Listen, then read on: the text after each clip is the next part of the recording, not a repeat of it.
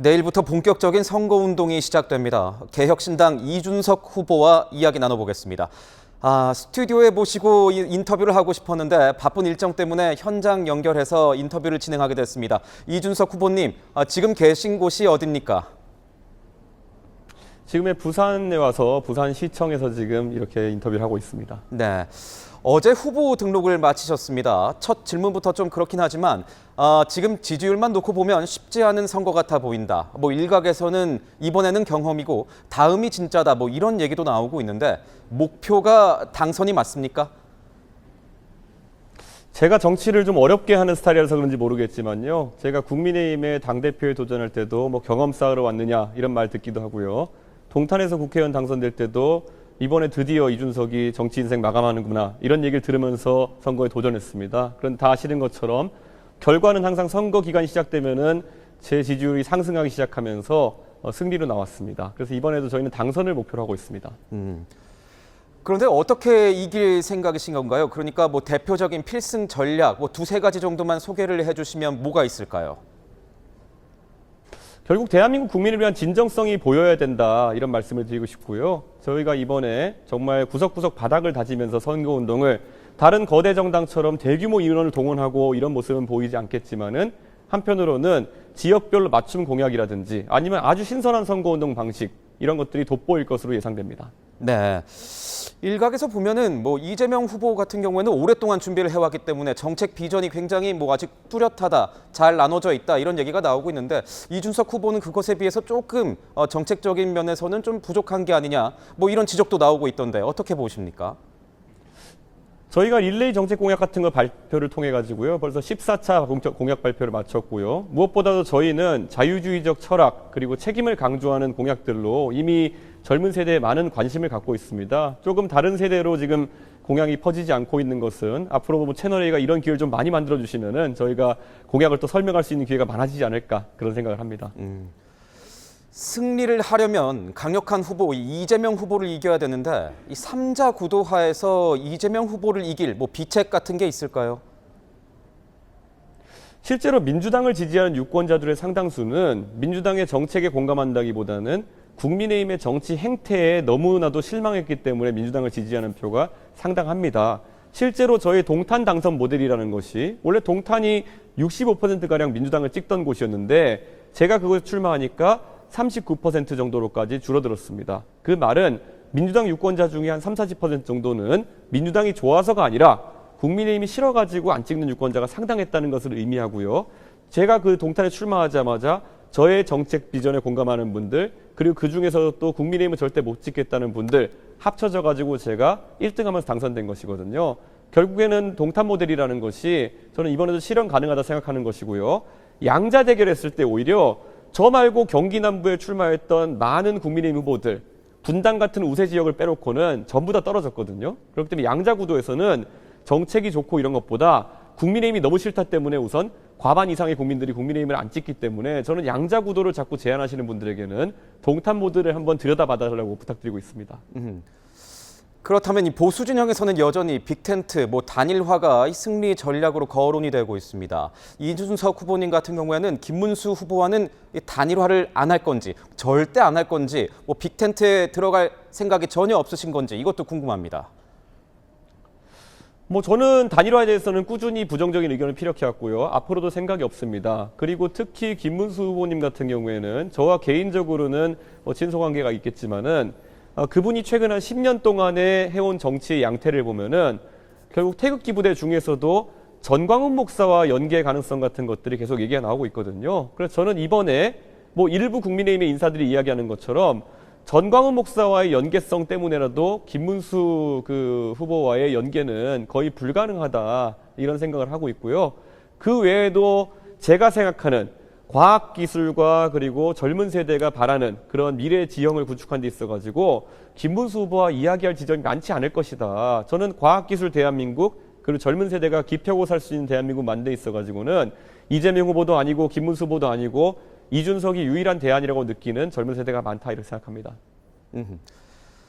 그런데 이제 후보님께서는 국민의힘 전 대표도 하셨고 이 범보수 진영에서 정치를 시작하셨습니다. 이런 상황을 볼 때 오히려 이 삼자 구도가 되면 이재명 후보의 이 독주, 대세론을 오히려 더 도와주는 꼴이 되지 않겠느냐, 뭐 이런 분석도 나오고 있는데 후보님이 보시기엔 어떻습니까?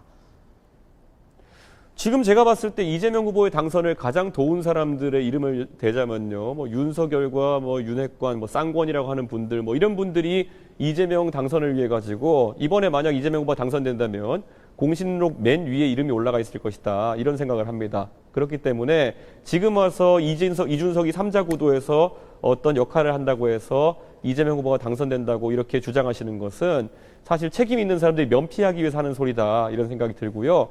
오히려 제가 꾸준히 말씀드리는 거는 오히려 동탄 모델처럼 삼자 모델에서 오히려 국민의힘을 싫어하는 사람들의 표까지 끌어와가지고 당선이 가능하다. 그렇지 않고 양자 모델은 경기 남부에서 거의 대부분의 사람이 졌던 것처럼 지난 총선에도 입증된 필패 모델이다, 이렇게 말씀드립니다. 그러니까 그 말씀은 이번 대선 끝까지 완주할 거다. 그러니까 국민의힘 복당 가능성은 제로다. 뭐 이렇게 저희가 받아들이면 되겠습니까? 뭐 아직까지 국민의힘의 기록상으로는 저는 국민의힘에서 대선과 지선 승리를 이끌었음에도 불구하고 나중에 무혐의로 판단되었지만 어쨌든 성상납 혐의로 자신들이 윤리위에서 쫓아낸 그런 당대표로 되어 있습니다. 제가 국민의힘에 어떤 눈길로 줄 이유도 없고요. 그게 해소된다고 해도 뭐 사실상 자기들이 선거가 다급해서 하는 것이지 지금 제가 어떤 이유로 거기에 합류해야 된다는지 아무도 이야기 못할 겁니다. 만약에 본인의 자식과 손자, 손녀들이 그런 식으로 모함을 당하고 회사에서 쫓겨났다? 그래가지고 거의 정치적으로 죽이려고 했다, 이런 생각이 드신다면은 거기에 합류하라는 말씀을 하시겠습니까? 저는 그래서 그거는 제 개인적인 사감 이런 것도 아니고요. 그들이 저한테 한 행동을 이번에 그대로 또 다른 사람들한테도 하려고 하지 않았습니까? 저는 본질적으로 구조적으로 문제가 있는 집단이라 생각합니다. 그러니까 개혁신당의 간판을 달고 이 대선을 완주하겠다, 이런 의미로 저희가 이해가 되는데, 이준석 후보님께 이거 한번 여쭤보겠습니다. 이준석 후보님, 뭐 한계점이라고 한다면 이런 어떤 지지층 측면에서 2030 세대 남성층에겐 굉장히 지지를 많이 받고 있지만 뭐 여성층이라던가 중장년층에게는 좀 매력이 좀 떨어지는 것 아니냐, 뭐 이런 분석도 일각에서는 나오고 있습니다. 어떻게 생각하십니까? 그거야말로 제가 지난 대선과 지선에서 승리를 만들어내고 난 다음에 그때가 국민의힘이 지난 몇 년간 가장 20대, 30대 남성 불문하고 지지층이 높았을 때였습니다. 그런데 그때 이준석을 모함하기 위해서 들고 왔던 아젠다들이 있지 않습니까? 뭐 싸가지론부터 시작해가지고 뭐 여러 가지 뭐 한계점이 있다, 거기다가 뭐 또 남녀 갈라치기 한다, 이런 것들을 통해 가지고 이준석에 대한 공격을 가했던 것이 바로 윤핵관 세력이고요.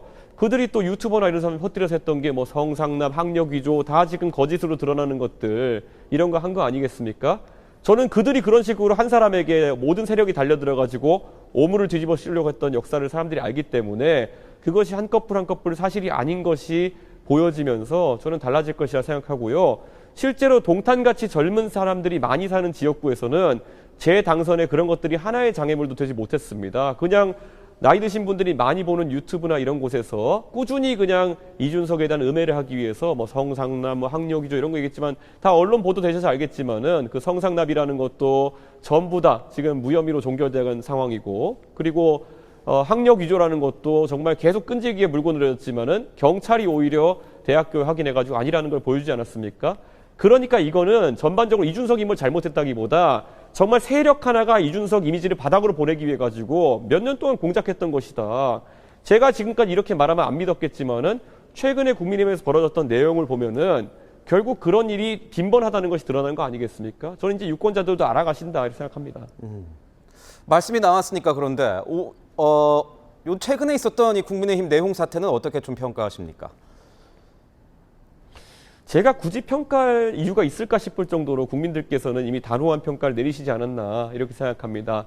결국엔 윤석열이라는 지금 대한민국의 큰 혼란을 만든 사람이 권력에 대한 의지를 놓치지 않고 어쩌면은 한 정당의 경선 결과까지 뒤엎으려고 했던 그런 상황이 아닌가 생각하고요.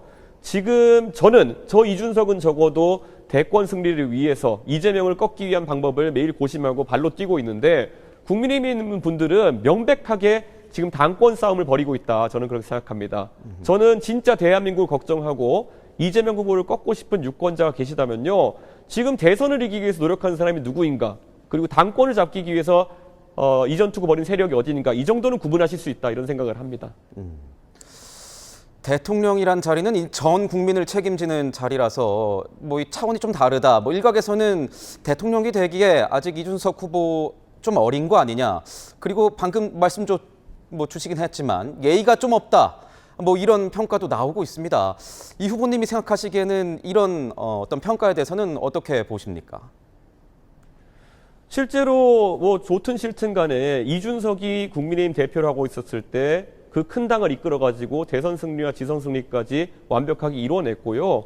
이준석이라는 그 당시 30대였던 사람이 이끌던 정당에 비해서 지금의 국민의힘은 못한 정당이 되었습니다. 나이가 많은 분들이 저한테 뭘 못할 것이라고 이야기하는 것 자체가 저는 어불성설이라는 생각을 하는 겁니다. 지금 나이 60이 넘은 윤석열 대통령이 나라를 거의 망가뜨리지 않았습니까? 저는 나이가 문제가 아니다 이렇게 생각하고요. 그런 이야기를 보수 세력에서 계속 이준석은 어려서 안 돼, 기다려야 된다 이런 말 하면 할수록 젊은 세대에서 거리가 멀어지는 겁니다. 그렇기 때문에 실력으로 평가해야 되는 것이고 저는 박근혜 대통령 탄핵 이후에 유일하게 보수 정당을 이끌어가지고 대선이든 지선이든 전국 단위 선거에 승리를 이끌어낸 당대표입니다. 다른 국민의힘에는 어떤 사람도 저에게 너는 나이가 어려가지고 못해라는 말을 할 자격이 없는 사람들입니다. 그 사람들이야말로 오히려 이준석을 쫓아내고 이재명이라는 사람에게 압도적 의석수를 안겨주고 이제 대통령 선거까지 헌납하려고 하고 있는 무능력자들이고 굉장히 시기심만 가득한 사람들이다 이렇게 지적하고 싶습니다. 이번에도 만약에 그 사람들이 그렇게 이야기하는 음해성 이야기 때문에 이준석을 뽑는 걸 주저하신다면요. 가장 좋아할 사람은 이재명이다. 이렇게 확신합니다. 말씀해 주셨지만 뭐 정권을 획득한다는 거는 뭐 후보님의 어떤 실력도 굉장히 중요하겠지만 주변 사람들, 같이 일하는 사람들도 중요한 거 아니겠습니까? 지지자들이 약간 의문을 가지는 건 개혁신당의 규모가 그렇게 크지 않기 때문에 정말 수권 능력이 있느냐 뭐 이런 것도 조금 의구심을 가지고 있는 듯한데 이준석 후보님은 여기에 대해서 어떤 답을 주시겠습니까? 실제로 대한민국은 대통령 중심제 국가이기 때문에요. 제가 당선되는 순간부터 정계 개편이 일어날 겁니다. 그래서 저는 민주당과 국민의힘에 가리지 않고 합리적인 의원들이나 이런 분들은 다 받아들일 생각이고요. 한편으로는 프랑스에서도 정치가 위기에 빠졌을 때 프랑스 시민들이 그분들도 굉장히 역동적인 분들로 알려져 있는데요. 마크롱 대통령을 먼저 선출했습니다. 그때 마크롱 대통령은 의석이 하원에서 없었습니다. 그럼에도 불구하고 마크롱을 먼저 당선시키고 그가 내세우는 개혁의 비전에 공감하시니까 그 다음 몇 년 뒤에 마크롱이 이끄는 당을 다수당으로 만들어줘가지고 프랑스 정치가 확 바뀌게 된 것이거든요.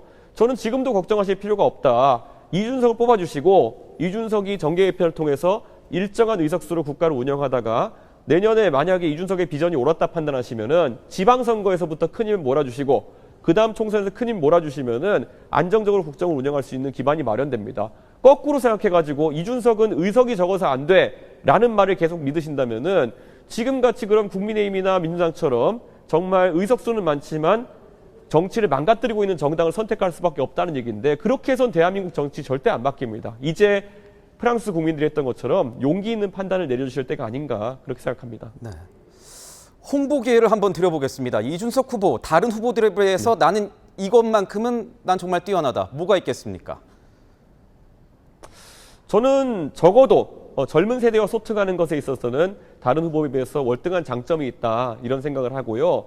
과학기술 패권 경쟁이라는 대한민국의 피할 수 없는 전쟁에서 이공계 출신인 제가 확실한 우위를 갖고 있다 생각합니다. 지금까지 대한민국 국민 여러분, 윤석열이든 이재명이든 뭐 법조인 출신들을 계속 이렇게 지도자로 만들다 보니까 그분들이 할 수 있는 건 뭐냐? 상대를 나쁜 사람 만들어가지고 감옥 보내기 아니면 나에 대한 공격이 들어오면 방탄하기 이런 것들로 대한민국의 중요한 시절이 지금 3, 4년 낭비돼 가고 있는 거 아니겠습니까?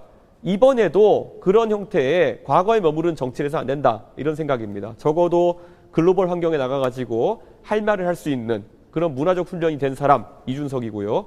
과학기술 패권 경쟁에서 과학기술이 필요하는 것이 무엇인지를 정확히 짚어낼 수 있는 이공계 출신 대통령 바로 이준석밖에 선택지 없다는 거 알려드리겠습니다. 마지막 질문이 될 것 같습니다. 유권자들에게 한마디 하신다면 뭐 조금 전에 말씀해 주신 것 같기도 하지만 이준석에게 꼭 투표해야 하는 이유는 뭡니까?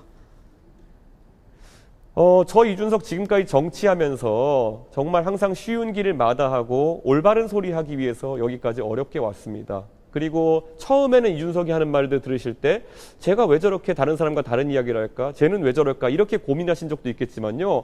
시간이 좀 지나고 보면은 그래도 이준석이 했던 말이 옳구나. 이런 느낌이 드신 적이 꽤 있을 겁니다. 윤석열 대통령에 대해서 저는 위험한 지점을 경고했었고 제발 그것이 바로잡히길 바라는 마음에 이야기했었고 국민의힘이란 당의 한계점을 느껴가지고 저는 기득권을 내려놓고 조금 더 용기 있는 도전하겠다 그랬을 때 결국 지금 개혁신당은 계엄에서도 자유롭고 이재명 후보의 파퓰리즘에서도 자유로운 유일한 정당으로 자리매김할 수 있게 되었습니다. 결국 이준석이 이런 선택을 하는 것 어려운 길인 줄 알면서도 가는 겁니다. 저는 이 길을 계속 가겠습니다. 여러분이 도와주신다면은 하지만 세상은 좀 더 빨리 바뀔 것이라 이렇게 생각합니다. 소중한 한 표 부탁드리겠습니다. 후보님 마지막 질문 했는데 하나 갑자기 예. 궁금한 게 생겨서요. 어제 오늘 상황 예. 이후에 뭐 김문수 후보 측이나 국민의힘에서는 연락이 온 게 없습니까? 없고 제가 봤을 때는 온다 하더라도 뭐 의미 있는 대화를 나눌 상황은 아닌 것 같습니다. 현재로서는 의미 있는 상황 아닌 것 같다. 이렇게 말씀을 주셨군요. 네, 지금까지 개혁신당 이준석 후보와 이야기 나눠봤습니다. 고맙습니다. 예, 감사합니다.